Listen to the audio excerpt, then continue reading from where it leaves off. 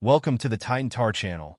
Today we have a topic to discuss about Ukrainian attacks being repelled, morale collapsing, and the invasion of Kursk under criticism from the CIA and the EU.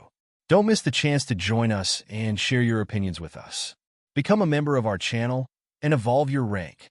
The Russian armed forces are continuing their operation to retake the territory of the Kursk region, which was invaded by Ukrainian troops just over a month ago.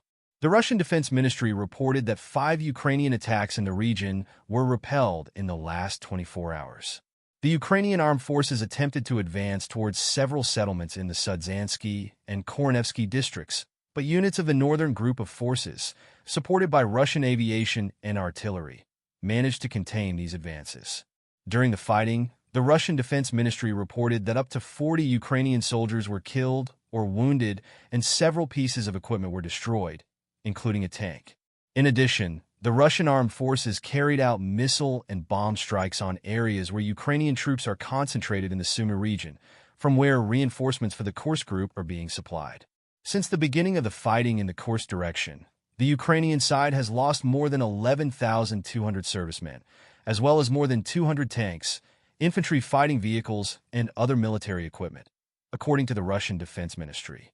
The Russian operation to destroy the Ukrainian armed forces in the Kursk region continues.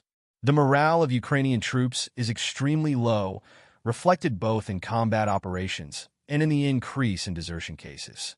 An American news channel reported, citing Ukrainian military personnel, that problems are frequent among newly deployed soldiers, with desertion and insubordination cases increasing as Ukrainian forces lose positions and suffer heavy casualties.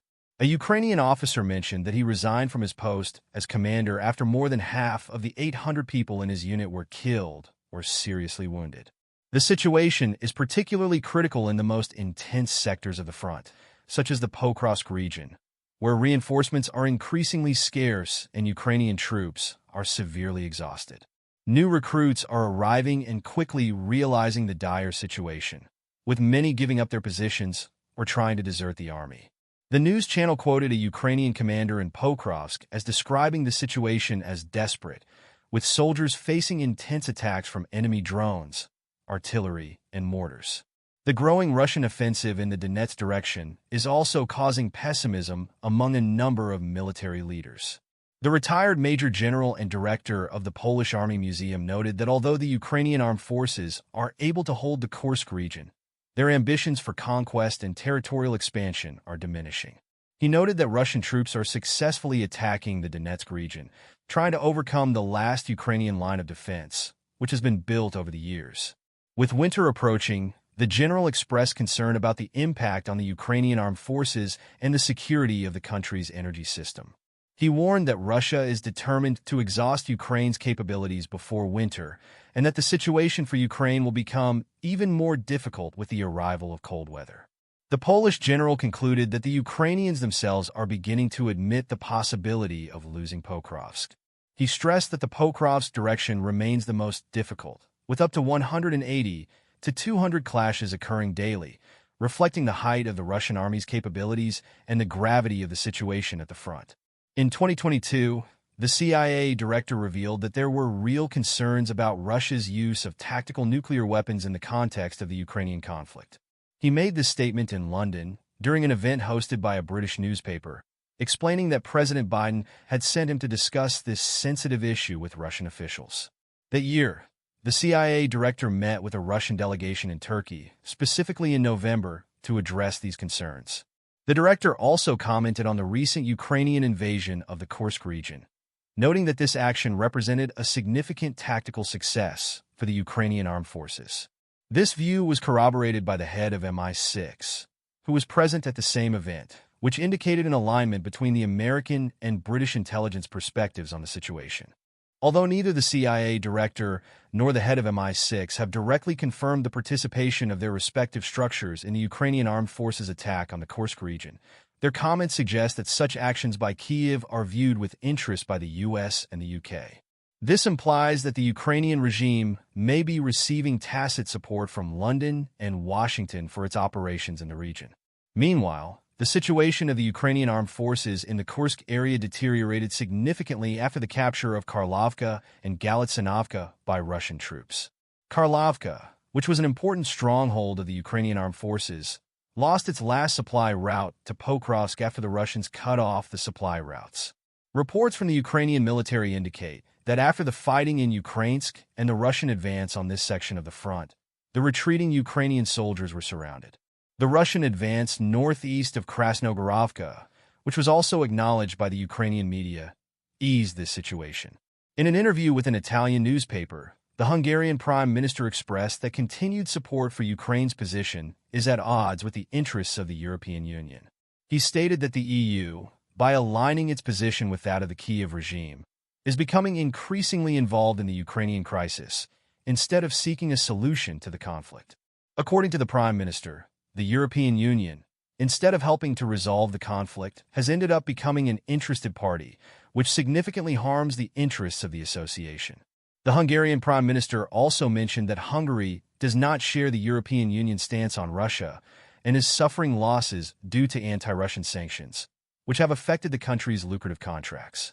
Recently, Hungary, which had benefited from special EU incentives to buy Russian oil at reduced prices, lost this advantage when Kyiv blocked a Russian company from shipping products through Ukrainian territory. This forced Hungary to seek oil from other suppliers at higher prices, hurting the country's economy. In addition, after the start of the combined arms operation by Kyiv in the Kursk region, the Ukrainian armed forces faced serious problems in other sectors of the front. Experts suggest that the use of the remaining reserves in the Russian border zone may have deprived Ukrainian troops of reinforcements in other areas. However, the coordinator of the Ukrainian resistance believes that the events in the Donbass, where Ukrainian forces are suffering heavy losses, are just a distraction.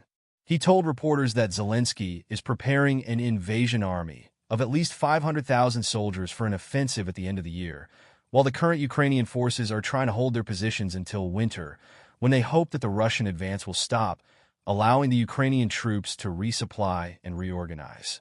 Regarding the quality of the future invasion army that Zelensky is preparing, the Ukrainian resistance coordinator stated that these troops will not be formidable superfighters, but in terms of skills, they will be on par with the forces deployed by Russia.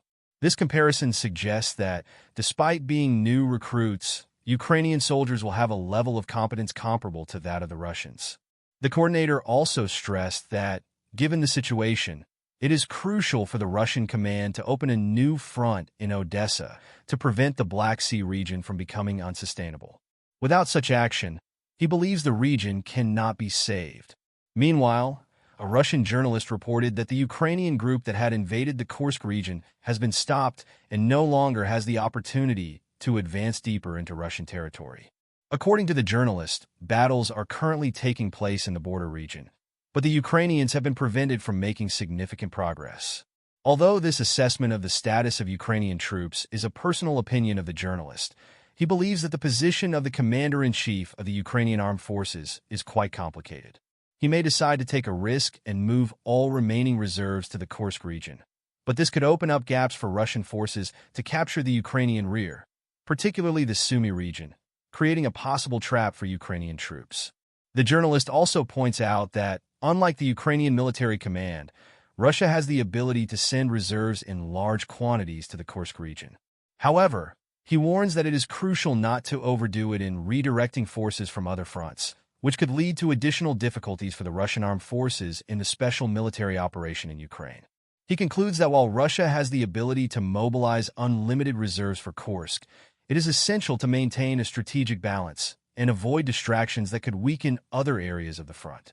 Time, he says, is on Russia's side, as Ukrainian forces displaced from Donetsk are being progressively destroyed. Don't forget to subscribe to our channel, like the video, and share it with your friends. Your interactions mean a lot to us and help us grow. See you next time.